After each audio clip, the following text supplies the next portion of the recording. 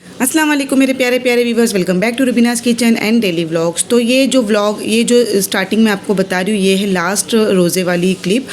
जिस दिन मैं दूध गर्म करने के लिए रख रही थी, यानी कि शिरकुरमे का दूध जो है वो मैंने एक दिन पहले ही मंगवा लिया था, क्योंकि नासिक में ऐसा होता है ना कि दूध की इतनी ज़्यादा गर्दी होती है कि फिर शाम के वक्त दूध मिलना मुश्किल हो जाता है। तो दूध वाले भैया ने बोल दिया था कि आप फजर बाद आ जाना जिस दिन चांद रात होगी। तो बस मैंने शोएब को उस दिन भेज दिया था दूध लाने के लिए। फजर बाद शोएब ने दूध लेकर आ गए थे। 6 लीटर दूध मंगवाया मैंने, 6 लीटर दूध मंगाया था। और जो 4 लीटर का जो दूध था वो मैं उसका शिरकुरमा बनाने वाली हूँ। 2 लीटर मैं एक्स्ट्रा में साइड में रखूँगी, कभी सेवइयाँ कम ज़्यादा हो जाती है तो उसमें एडजस्ट करने के लिए काम में आ जाता है, इसलिए मैंने 6 लीटर दूध मंगवा लिया था। बस इसको गर्म कर लेंगे अच्छे से। और मैं है ना दूध के अंदर खवा वगैरह नहीं डालती हूँ, बस इसको इतना पका लूँगी ना कि ये खुद खवे जैसा फ्लेवर आने लगेगा। और माशाल्लाह जो नासिक का दूध है आप देख सकते हो उसमें क्रीम कितनी सारी है। तो बस इसको मैंने रख दिया था अच्छे से गर्म करने के लिए, और मैंने इसको अच्छे यानी कि 1-1.5 घंटे के लिए अच्छे से गर्म कर लिया था। अब ये जो है ना, ये जो मैं क्लिप बता रही हूँ ये दोपहर के वक्त की है। जो दूध गर्म करने वाली क्लिप थी वो सुबह के वक्त की थी। और ये दोपहर में मैंने यहाँ पे ना बस बिरयानी का गोश्त भी आ गया था, क्योंकि फिर ईद के दिन गोश्त मिलना भी मुश्किल हो जाता है, तो सब चीज़ें मैं पहले से ही प्रिपेयर कर लेती हूँ। तो बस यहाँ पे ना मैं मटन बिरयानी की प्रिपरेशन करी, तो मैंने यहाँ पे 1 किलो गोश्त ले लिया था। उसके अंदर मैंने शान का जो बिरयानी मसाला आता है ना, बॉम्बे बिरयानी मसाला, बस वो मैंने आधा पैकेट इसमें ऐड कर लिया है। हरी मिर्ची जो 8-10 थी वो मैंने दरदरी से पीस के बस इसमें ऐड कर लिया है। और दही जो है यहाँ पे मैं 200 से 300 ग्राम के जितना मैं यहाँ पे दही ऐड कर लूँगी। और अदरक लहसुन का पेस्ट मैंने 3 से 4 बड़े चम्मच यहाँ पे भर भर के ऐड कर लिए हैं। और 1 टेबलस्पून के जितना मैं यहाँ पे धनिया पाउडर, वैसे तो शान के मसाले में सब पाउडर्स होते हैं, लेकिन मैंने वो आधा ही क्वांटिटी डाला, इसलिए मैं थोड़े से घर के मसाले भी इसमें ऐड कर लूँगी। अगर पूरा मसाला डाल देते हैं तो बहुत ज़्यादा ही इसमें से जो सेंट की खुशबू आती है ना बिरयानी को, भी ज़्यादा आ जाती है। तो इसलिए मैंने वो आधा डाला है और आधा मैंने घर के मसाले। तो लाल मिर्च का पाउडर भी मैंने यहाँ पे 1 टेबलस्पून के करीब ले लिया था, और जो हल्दी पाउडर था वो मैंने 1 टीस्पून के करीब। उसके बाद मैंने यहाँ पे ऐड कर लिया था बिरिस्ता, अच्छे से हाथों से क्रश कर लिया था, और बस वो मैंने इसके अंदर मिला लिया। ये डालने से क्या होता है कि बिरयानी के गोश्त के अंदर बहुत अच्छा सा टेस्ट आता है बिरिस्ते का भी। तो क्योंकि और ये एक दिन पहले से मैरिनेट करें तो और भी अच्छा इसका टेस्ट आएगा। फिर मैंने यहाँ पे 2 से 3 टमाटर जो है ना बारीक कट करके वो ऐड कर लिए थे, नमक ऐड कर लिया, और इसको अच्छे से हाथों की मदद से मैं बस अच्छे से मिक्स कर लूँगी। और उसको अच्छे से ढक कर फ्रीज़ में हम रख देंगे मैरिनेट होने के लिए। ऐसे करने से ये होगा कि गोश्त में अच्छे से मसाला भी लग जाएगा, और जब हम ईद के दिन इसको गलाएंगे तो ये बहुत जल्दी गल भी जाएगा, यानी कि इसको फिर कुकर वगैरह में हमको डालने की ज़रूरत नहीं पड़ेगी। बस इसको मैंने कवर करके फिर फ्रिज में रख दिया। और ये है लास्ट इफ्तारी का वीडियो क्लिप। उस दिन मैंने कुछ घर में बनाया नहीं था, सारी चीज़ें बाहर से मंगवा ली थी, क्योंकि ऑफ़ रखना था मुझे। आज मेहंदी वगैरह भी लगानी थी, घर की थोड़ी साफ़ सफाई भी जो होती है, डेकोरेशन वगैरह वो भी करना था। और शोएब के फ्रेंड भी आ गए थे मालेगांव से, तो बस फिर इसीलिए सारी चीज़ें जो है हमने बाहर से मंगवा लिए थे और फ्रूट्स रख लिए थे। अब यहाँ पे तैयारी चल रही है बिल्डिंग वॉश करने की। तो जो हमारी जो वॉचमैन है, जो केयर टेकर है, जो साफ़ सफाई देखती है, वो शाम को मतलब इफ्तारी के बाद जो है वो पूरा पार्किंग वगैरह वॉश कर रही थी, ताकि ईद के दिन जो है साफ़ सुथरा सा नीचे से जो पार्किंग है अच्छी साफ़ सुथरी रहे। उसके बाद मैं और शोएब यहाँ पे मॉल में आ गए थे, कुछ चीज़ें लेनी थी हमको घर के लिए, और मेरे लिए शोएब ड्रेस भी देख रहे थे कि चलो कोई एक आधा ड्रेस भी देख लेते। उनको ऐसा लग रहा था जो मैंने ड्रेस लाया है ना वो थोड़ा उनको ऐसा लग रहा था कि वो ईद टाइप नहीं है, लेकिन वो मुझे बहुत ज़्यादा पसंद आया था। और ऑब्वियसली वो पाकिस्तानी सूट है, लोन सूट है, तो मुझे तो बहुत ज़्यादा पसंद आया था। लेकिन फिर भी शोएब मुझे लेके गए थे बीबा में, लेकिन मुझे वहाँ कुछ खास पसंद नहीं आया। हमेशा की तरह वहाँ पे जो डिज़ाइंस वाले जो हमेशा जो कपड़े होते हैं बस वैसे ही थे, तो मैंने वहाँ से कुछ परचेज़ नहीं किया। जो दूसरी चीज़ें लेनी थी वो लेकर फिर हम यहाँ पर फूल वाले के यहाँ पर आ गए थे, क्योंकि घर में थोड़ा सी बच्चों ने बोला कि डेकोरेशन करना है और उनको कुछ गजरे वगैरह चाहिए थे हाथ में पहनने के लिए। तो हम लोग यहाँ पर आ गए थे बागवानपुरा। मेरी चाची ने पहले से यहाँ पर बोल के रखा हुआ था कि हमको जो है गजरे वगैरह चाहिए और फूल चाहिए, तो बस वो यहाँ से हम लोग पिक करने के लिए आ गए। और उसके बाद हम घर पे गए, और बस घर पे जाने के बाद खाना वगैरह हो गया था। और बस यहाँ पे फिर जो भी था, ये जो कुशन्स वगैरह चढ़ाने थे तकिए के ऊपर, यानी कि छोटे जो पिलो होते हैं ना सोफ़े के ऊपर, बस उसके ऊपर हमने कवर लगाने थे, तो बस वो सब लगा रहे थे मैं और निदा बैठ के। और अनम जो है वो हमारा वीडियो निकाल रही थी। क्योंकि अगर हम तीनों हम काम करेंगे तो हमारा फिर वीडियो शूट कौन करेगा। फिर माशाल्लाह से हमने पूरा घर को जो है रात में ही सेट कर दिया था, क्योंकि सुबह उठ के ये सब करने में काफ़ी ज़्यादा टाइम हो जाता। इसीलिए मैंने, अनम ने और निदा ने ये सारी तैयारियाँ रात में ही कर ली थी। डाइनिंग टेबल को भी अच्छे से, ये जो आपने देख रहे मैट, ये मैंने मुंबई से लेकर आई थी, आपको मैंने बताया भी था। तो ये गोल्डन मैट जो है वो हमारे घर की थीम में मैच होती है, क्योंकि हमारा जो घर का थीम है वो गोल्डन, ब्राउन और ग्रीन है। तो बस इसीलिए हमने उसको गोल्डन कलर के जो थे मैट्स वो लगवा लिए थे डाइनिंग टेबल पे। और माशाल्लाह से ये रहा सोफ़ा, सोफ़े के ऊपर कुशन कवर्स, और ये जो है हमारा सेंटर टेबल, इसके ऊपर अनम ने एक बाउल रख दिया था, उसमें मेहंदी, क्योंकि आज हमको मेहंदी लगानी है, चांद रात है। तो बस बच्चों का कोई शौक़ होता है ना कि ऐसा डेकोरेशन करना है वैसा, तो बस इन लोगों ने आज चांद रात के लिए वो जो बाउल है उसके अंदर मेहंदी के कोन वगैरह रख लिया था। ये है बाहर की गैलरी जो हमारी हमेशा की तरह चमक रही है स्टार से। अल्लाह ऐसे ही हमारे घर को हमेशा चमकता रखे और बरकतों से हमेशा भरा रहे मेरा घर। आमीन सुम्मा आमीन। माशाल्लाह बहुत प्यारा लग रहा था मेरा घर। और ये रहा हमारा टीवी यूनिट। उसको तो कुछ ख़ास हमने, जैसे कि ऑलरेडी वो पहले से ही सजा हुआ है तो उसको सजाने की क्या ज़रूरत है। तो बस सब चीज़ें हमने रात में ही मैनेज कर ली थी। और जैसे कि ये हमज़ा देखो कैसे परेशान कर रहा था हम लोगों को। और जो जैसे कि वैक्यूम क्लीनर वगैरह भी जो करना था वो भी हमने कर लिया था, सोफ़ा भी क्लीन कर लिया था। तो जैसे सुबह के ऑलमोस्ट काम हमने रात में ही कंप्लीट कर लिए थे। उसके बाद हम लोग यहाँ पे मेहंदी लगाने के लिए बैठ गए थे। मेहंदी लगाने में कम से कम हम लोग ने 1 या 12:30 या 1 बजे के टाइम पर हम लोग बैठे थे। इतनी नींद आ रही थी ना, क्योंकि सारी थकान आज ही निकलनी थी मेरे लिए, क्योंकि मुझे ऐसा लग रहा था कि मुझे बहुत ज़्यादा नींद आ रही है और मैं शायद मेहंदी भी नहीं लगा पाऊँगी। तो अनम जो है वो सबसे पहले उसने उसके हाथ में मेहंदी लगा ली। और निदा के स्कूल में अलाउड नहीं है, पता नहीं ऐसी स्कूल है, उनको अलाउड नहीं। लड़कियां उनको तो शौक तो हो गई मेहंदी लगाने का, फिर भी उनको अलाउड नहीं था। मैंने बोला थोड़ा सी लगा लो, जो होगा देखा जाएगा, मैं स्कूल में आके प्रिंसिपल से बात कर लूँगी। तो उसने भी फिर भी डर के मारे देखे सिर्फ यहाँ पे उंगलियों के ऊपर मेहंदी लगाई है। और मैंने अनम को ना एक टास्क दिया था कि मुझे ये वाली मेहंदी लगानी। वैसे अनम को बहुत अच्छी मेहंदी आती है, लेकिन थकान की वजह से थोड़े यानी कि उसकी स्पीड भी कम हो गई थी। और मुझे भी इतनी नींद आ रही थी ना, इतनी नींद आ रही थी कि मैं अनम को बोल रही थी कि बस हो गया अनम, इतना जो तुमने चांद बना दिया ना, बस मुझे इतना ही काफ़ी है, अब मुझे मेहंदी नहीं लगाना। मैं उसको बोल रही थी मुझे बख्श दे, मुझे अब मेहंदी नहीं लगाना। लेकिन वो सुन नहीं रही थी, बोल रही थी मैं मेहंदी लगाऊंगी। मम्मी तुम 3-4 साल से ना मेहंदी नहीं लगा रहे। और मैंने उसको बोला 3-4 साल से नहीं, उसके पहले से मैं मेहंदी नहीं लगवा रही हूँ, बस मैं उंगलियों के ऊपर थोड़ा सी जो बोर्ड बोलते हैं ना, बस उसको मैं कवर कर लेती थी मेहंदी से। अनम भी यहाँ पे थक गई थी, मैं उसको बोल रही थी कि बस हो गया, तब भी देखो बोली नहीं मैं भी थोड़ा सा रिलैक्स करी थी, अब मैं फिर से तुमको मेहंदी लगाऊंगी। उसने जैसे तैसे मेरा एक हाथ कंप्लीट किया, यानी कि सिर्फ बैक साइड में मैंने मेहंदी लगवाई थी, आगे लगाने की मेरी हिम्मत नहीं थी, ना ही अनम की थी। तो अनम ने बोला कि मैं बासी या तेवासी ईद को तुमको फिर से मेहंदी लगा दूंगी। मैंने बोला नहीं कि वेडिंग एनिवर्सरी आ रही है तब तुम मुझे लगा देना। तो बोले ठीक है तब मैं लगा दूंगी। फिर बस उसके बाद ये बच्चों को तो अचानक से भूख लग गई, फिर वो निदा जो थी वो मैगी बनाने के लिए चली गई वहाँ पे। और बस ये अनम की जो है मेहंदी कुछ कंप्लीट हो नहीं रही थी और मुझे इतनी नींद आ रही थी, आपको दिख रहा होगा कि मेरी आँख सब सूज गई है, मेरा मुँह भी सूज गया था। तो बस यहाँ पर इसने जो कोरियन नूडल्स बनाए थे वो बहुत ज़्यादा स्पाइसी थे। अनम ने खा तो लिए, तो उसके बाद वो टैंक पी रही थी और बोल रही थी बहुत ज़्यादा स्पाइसी है। तो बस ये हो गई है नेक्स्ट डे, यानी कि ईद वाला दिन। और बस मैं सुबह फजर के बाद उठ गई थी यहाँ पर, मतलब फ़जर पढ़ ली थी। और फजर के बाद मैंने यहाँ पे दूध को फिर से फ्रिज में से निकाल के अच्छे से गर्म कर लिया था। जो दूध पे अच्छी खासी मोटी मलाई आ गई थी, तो मैंने उसकी मलाई निकाली नहीं, बस उसी के अंदर उसको मैंने गर्म कर लिया। और इसीलिए मैं क्या करूँगी कि शीरकुरमे के अंदर थोड़ा घी कम ऐड करूँगी। यहाँ पर मैंने अब ऐड कर लिया है थोड़ा सी केसर। ये 4 लीटर का शीरकुरमा बन रहा है, तो आप देख सकते हो कि मैंने इसको पका के कितना कम कर दिया है। और हमारे यहाँ पर रिवाज है कि शीरकुरमे के साथ में हम जो है ना मैदे की पूरियाँ बनाते हैं, उसमें थोड़ी सी काली मिर्च और ज़ीरा थोड़ा सा कूट लेते हैं और वो हम इसमें ऐड कर लेते हैं। तो बस वो ऐड करके मैंने आटा गूंद लिया था। यहाँ पे निदा और अनम दोनों मिल के ना पूरियाँ बना रही थी। निदा जो है बेल रही थी, अनम जो है वो फ्राई कर रही थी।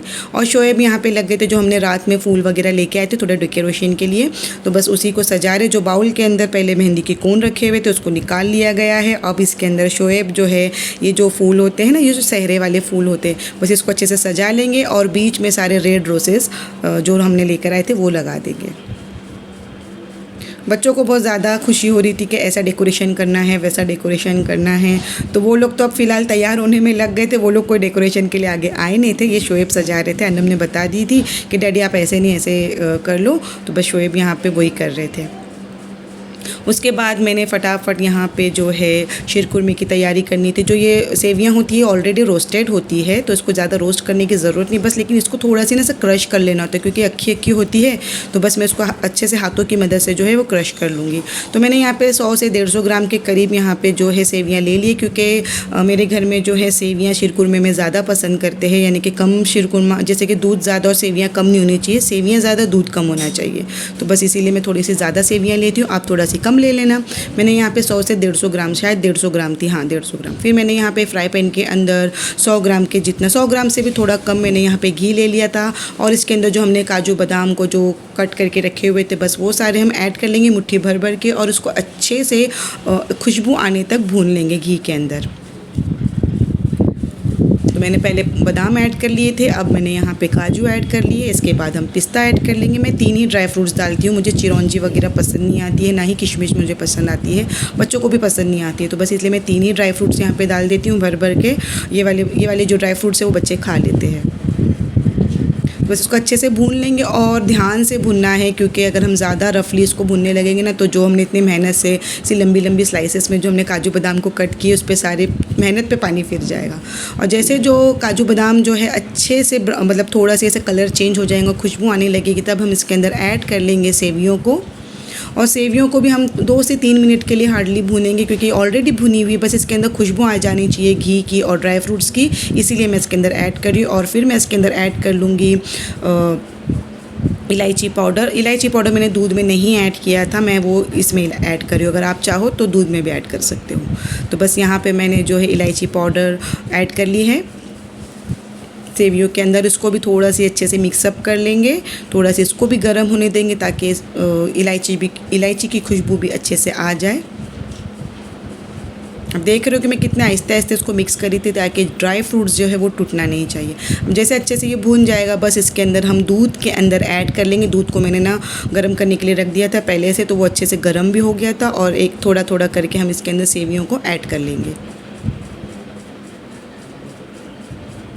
और फिर हम इसके अंदर लास्ट में ऐड कर लेंगे शक्कर जो है वो यहाँ पे 200 ग्राम के करीब मैंने ऐड कर लिया था, क्योंकि ज़्यादा स्वीट नहीं अच्छा लगता है शीरकुरमा, क्योंकि जो दूध है ऑलरेडी पक के वो भी स्वीट हो जाता है। और अगर आपको ज़्यादा स्वीट पसंद है तो आप इसमें पाव किलो जितने, यानी कि 250 ग्राम जितनी शक्कर ऐड कर लेते हो। शक्कर अच्छे से पका लेंगे हम 20 से 25 मिनट के लिए। उसके बाद जो हम शीरकुरमे का जो गैस बंद कर लेंगे, क्योंकि शीरकुरमा जो है हमारा माशाल्लाह से रेडी हो गया है। ये रहे बच्चों के आउटफिट्स, जो गोल्डन ब्राउन कलर का है वो अनम निदा का है, और जो ये पीच और पिस्ता कलर का है वो है अनम का। तो ये दोनों पाकिस्तानी सूट जो मैंने बॉम्बे से ख़रीदा था समीर कलेक्शन से, ये वही वाले सूट से तवक्कल ब्रांड के। और ये रहा मेरा फाइनल सूट, जो मैं ऑरेंज कलर का मैंने लिया था बॉम्बे से। ये लोन सूट है, ज़्यादा हैवी नहीं लिया था, क्योंकि मुझे गर्मी ऐसा होता है ना कि फिर बिरयानी बनानी है और न्यू ड्रेस पहन के फिर कोई भी चीज़ बनाने जाए तो बहुत ज़्यादा गर्मी होती है, इसीलिए मैंने थोड़ा लाइट वेट ड्रेस लिया था लोन का। अंदर अस्तर से अंदर जो है अस्तर लगा के मैंने इसको स्टिच करवाया है, और थोड़ी सी यहाँ पे मैंने लेस लगवा ली थी थोड़े हाईलाइट करने के लिए, क्योंकि इसको ना मतलब लेस वगैरह नहीं थी, तो मैंने आस्तीन में भी जो है लेस लगवा ली थी, और जो है नीचे बॉर्डर पे भी लगवा ली थी। तो फाइनल ये जो है शीरकुरमा हमारा रेडी हो गया था। शोएब जब नमाज़ पढ़ के आ जाते हैं, उसके बाद हम लोग सब बैठ के एक साथ में शीरकुरमा खाते हैं। ये पहले से हमारे घर का रिवाज़ है कि ईद की नमाज़ होने के बाद ही हम लोग शीरकुरमा और पूरी खाते हैं नाश्ते में।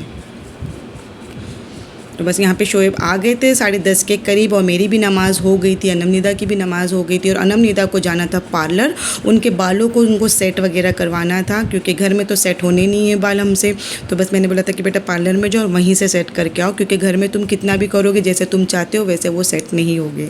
तो बस यहाँ पर जो है शीरकुरमा मैं बस निकाल रही हूँ, और उसके बाद हम चारों पाँचों मिलकर जो है शीरकुरमे से नाश्ता कर लेंगे। माशाल्लाह बहुत टेस्टी बनाता है शीरकुरमा। बस दूध को थोड़ा अच्छे से पका लोगे ना, तो दूध का जो टेस्ट है वो भी बढ़ जाता है, और शीरकुरमा का जो टेस्ट है ना, मैं क्या बोलूँ आपको। आप ज़रूर ये वाली रेसिपी ना इस तरीके से ट्राई करना, और मुझे कमेंट सेक्शन में ज़रूर बताना। और वैसे भी आप मुझे बता सकते हो कि आपको मेरी ये रेसिपी कैसी लगी थी शीरकुरमे वाली। तो बस यहाँ पे मैं सबका जो है शीरकुरमा एक एक करके रख लूँगी। और फिर जैसे कि हमज़ा और नीदा जो है वो पूरी नहीं खाते, अनम भी नहीं खाती, मैं और शोएब भी पूरी खाते, इसलिए मैंने बहुत थोड़ी सी पूरी बनाए थे। वैसे मैं उन लोग को डांट कर बोल रही थी कि तुम लोग को एक एक पूरी तो भी खानी होगी, क्योंकि बिरयानी बनने के लिए अभी काफ़ी टाइम है। बिरयानी बनते बनते तो 1:30 से पौने 2 बज ही गए थे मुझे, तो इसीलिए मैं उन लोग को बोल रही थी कि एक एक पूरी तो भी तुम लोग एटलीस्ट खा लो। और निदा तो शीरकुरमा खाने में भी नखरे करती है, उसको तो शीरकुरमा भी ज़्यादा पसंद नहीं है। शीरकुरमा सिर्फ मुझे घर में सबसे ज़्यादा पसंद है और हमज़ा को थोड़ा बहुत पसंद है। बाकी ये लोग सिर्फ ईद टू ईद ही शीरकुरमा खाते हैं। बस अभी आज खा लेंगे, उसके बाद ये लोग कल परसों मैंने कि किसी के घर पे जाएंगे वहाँ पे भी ये लोग शीरकुरमा नहीं खाने वाले। तो बस ये शीरकुरमा पूरी हम लोग यहाँ पे खा रहे थे। ये हमारा नाश्ता हो रहा था शीरकुरमा पूरी सी। शोएब को जो है कॉल्स पे कॉल ईद मुबारक के सबके चल रहे थे और मैं हमज़ा से पूछी थी कि शीरकुरमा कैसा है, तो वो बोल रहा था बहुत अच्छा है, उसको बहुत अच्छा लगा था। बस यहाँ पे फिर मैं शीरकुरमा खाने के बाद यहाँ किचन में आ गई थी। मैंने थोड़े से बिरिस्ता फ्राई कर लिए थे। वैसे ऑलरेडी फ्रिज में तो था बिरिस्ता, लेकिन मुझे थोड़ा सी फ्रेश बिरिस्ता चाहिए था क्योंकि मुझे बिरिस्ते वाला ऑयल भी चाहिए था बिरयानी के लिए। और ये रहा हमारा मैरिनेट किया हुआ मटन, और मैंने कुछ आलू को भी फ्राई कर लिया था नमक और हल्दी लगाकर। और यहाँ पे चावलों को भी मैंने पहले से जो है धोकर अच्छे से सोक कर लिया था 1 से 1.5 घंटे के लिए। और यहाँ पे हमज़ा के कुछ फ्रेंड्स आए हुए थे शीरकुरमा पीने के लिए, और हमज़ा के जो अहद भाई है, समद भाई जो हमारे नेबर्स है, वो भी आए हुए थे बच्चों के साथ। तो मैंने उन लोगों को शीरकुरमा दिया और मैंने इनको ना कोल्ड ड्रिंक भी दिया हुआ था, लेकिन वो वाला शूट करना भूल गई क्योंकि अनम ने एक कॉकटेल बनाया था क्रैनबेरी जूस और उसके अंदर पुदीना और उसके अंदर नींबू के पीसेस ऐसा कुछ डाल के उसने एक कॉकटेल बनाया था, तो वो भी मैंने इनको सर्व किया था। उनको वो भी बहुत ज़्यादा पसंद आया था। तो हमज़ा यहाँ पे हमेशा की तरह अपना पर्स लेकर बैठा है। ईदी सबको बता रहा है कि मेरे आज इतनी ईदी जमा हो गई, मैं आप लोगों को इतनी ईदी दूंगा। बस इन लोगों को यही मस्ती चल रही थी। फिर वो लोग चले गए। उसके बाद मैं यहाँ पे फिर से किचन में आ गई थी। किचन में जो तेल था वो प्याज वाला, बस वो मैंने ये वाले बर्तन में ऐड कर लिया था। उसके बाद मैंने इसके अंदर जो है वो हमारा मैरिनेट किया हुआ मटन वो ऐड कर लिया है। मटन को गलने तक हम अच्छे से इसको पका लेंगे, ढक देंगे। थोड़ा सी मैंने इसमें पानी, एकदम थोड़ा सी पानी मैंने ऐड कर लिया था क्योंकि जो दही था वो भी मैंने एकदम गाढ़ा वाला दही लिया था, और जो गोश्त था उसका भी पानी मैंने निथार लिया था, इसलिए पानी नहीं रिलीज़ हुआ था गोश्त के अंदर से। तो मैंने थोड़ा सा यानी कि आधा गिलास से भी कम मैंने इसके अंदर पानी ऐड करके इसको एकदम स्लो गैस पे मैंने अच्छे से कुक कर लिया था गोश्त के गलने तक। और जो चावलों का पानी है वो मैंने बॉईल करके इसके अंदर बस चावल को जो 1-1.5 घंटा मैंने पहले भिगा दिया था वो मैंने ऐड कर लिया। वहाँ पे चावल पक रहे, यहाँ पे देखिए कि गोश्त भी अच्छे से गल गया था। फिर से मैंने इसके अंदर जो है बिरिस्ता ऐड कर लिया है, और फिर जो फ्राई किए हुए आलू थे वो भी मैंने इसमें ऐड कर लिए। ऑलरेडी 50% तक तो कुक हो गए, बस अब ये थोड़े सी गोश्त के मसाले में कुक होंगे और उसके बाद ये दम पे बाकी के जो भी 40% 30% जो भी बच जाएंगे वो जो हो दम पे जो आने के बाद है वो कुक हो जाएगी। फिर मैंने यहाँ पे खूब सारा पुदीना और कोतमीर बारीक कट किया हुआ ऐड कर लिया है, और लास्ट में मैं इसमें ऐड कर लूँगी नींबू। 1 नींबू का रस मैंने इसमें ऐड कर लिया था। बस अच्छे से इसको मिक्स कर लेंगे, और बस अब ये जो बिरयानी जो है थर लगाने के लिए रेडी हो गई, जो इसकी थर लगाते हैं मसाले बिरयानी की, तो बस ये रेडी हो चुका है। इसको अच्छे से हम मिक्स कर लेंगे। और वहाँ पे बेल बजी और अनम निदा जो है वो पार्लर जा चुके थे, बस अभी उनके बाल जो है वो सेटअप करके आ गए थे। माशाल्लाह दोनों बहुत प्यारे लग रहे थे। अब तो उनका मेकअप वगैरह बाकी है, वो तो बस बाल सेट करके आए हैं। अब बाल सेट हो गए, अब उसके बाद वो लोग जाएंगे और मेकअप कर लेंगे, खुद से करेंगे, पार्लर में नहीं, उनके रूम में जाके कर लेंगे। वो बोलते मम्मी आप पीछे पीछे क्यों आ रहे हैं? मैंने बोली बस मुझे आना है आपके पीछे और देखना है कि आप लोगों ने इतना जो पैसा पार्लर में इन्वेस्ट किया है तो बाल कैसे सेटअप किया है। बस यहाँ पे अब मैं बना रही, मतलब थर लगा रही हूँ। और आप सोच रहे होंगे कि ये दोनों पार्लर गए थे तो वीडियो शूट कौन कर रहा था, तो मेरी भतीजी आ गई थी फातिमा, तो बस वही सब मेरे साथ में शूट कर रही थी क्योंकि वो पहले रेडी हो गई थी, वो पहले उसके बाल जो है पार्लर में सेट करके आ चुकी थी, और निदा अनम थोड़ा लेट गए थे। बस ये वही शूट कर रही है मेरे साथ साथ। और बस यहाँ पे मैंने थर लगा दिए बिरयानी की। पहले बिरयानी में नीचे मैंने थोड़े से चावल बिछा दिए थे, ऊपर मैंने बस गोश्त की थर, मसाले वाला गोश्त जो है वो मैंने यहाँ पे ऐड कर लिया है, और उसके ऊपर जो बचे हुए चावल है वो हम ऐड कर लेंगे थोड़ा, यानी कि मटन के ऊपर मैंने थोड़ा सा बिरिस्ता कोतमीर पुदीना भी ऐड कर लिया था। लास्ट में मैंने उसके ऊपर पूरे चावल अच्छे से स्प्रेड कर लिया। उसके बाद ये जो येलो फूड कलर होता है उसको मैंने पानी में घोल कर वो ऐड कर लिया था। एक्चुअली मुझे केसर वाला दूध इसमें ऐड करना था, लेकिन मैं भूल गई थी भिगाने का। और बस सुबह से अब मेरा सर दुखना चालू हो गया था क्योंकि पता नहीं, ऐसा लग रहा था कि रमज़ान की जो थकान थी वो मेरी ईद वाले दिन ही निकल रही थी शायद। बस नींद भी आ रही थी, कुछ जम नहीं रहा था और मैंने ड्रेस भी चेंज कर लिया था शीरकुरमा खाने के बाद। मैं वाइट ड्रेस में, मतलब जो नॉर्मल मेरा ड्रेस था वाइट वाला, मैंने वो पहन लिया था और मैंने ईद वाला ड्रेस निकाल दिया था। उसके बाद मैंने रात में उसको पहन के फिर फ़ोटोशूट वगैरह जो बच्चों के साथ करना था वो कर लिया था। तो बस यहाँ पर मैंने बिरयानी के ऊपर थोड़ा सी घी अच्छे से ऐड कर लिया है और बिरिस्ता मैंने इसके ऊपर जो हमने फ्राई करके रखा हुआ था फ्रेश, वो वाला मैंने इसके ऊपर स्प्रेड कर लिया है। और इसके ऊपर मैं थोड़ी सी जो पुदीना और कोतमीर है वो अच्छे से स्प्रेड कर लेंगे और इसको ढककर हम रख देंगे फॉइल पेपर से और ऊपर एक ढक्कन ढककर इसको अच्छे से हम जो है दम के लिए रख देंगे 20 से 25 मिनट के लिए।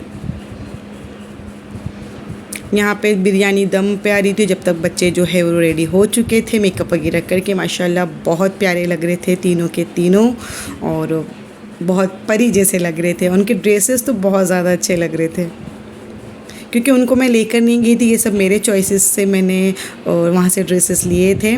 तो आप बताना कि आपको मेरी चॉइस कैसी लगी, ये 2 ड्रेस जो थे अनम और निदा के, वो आपको कैसे लगे।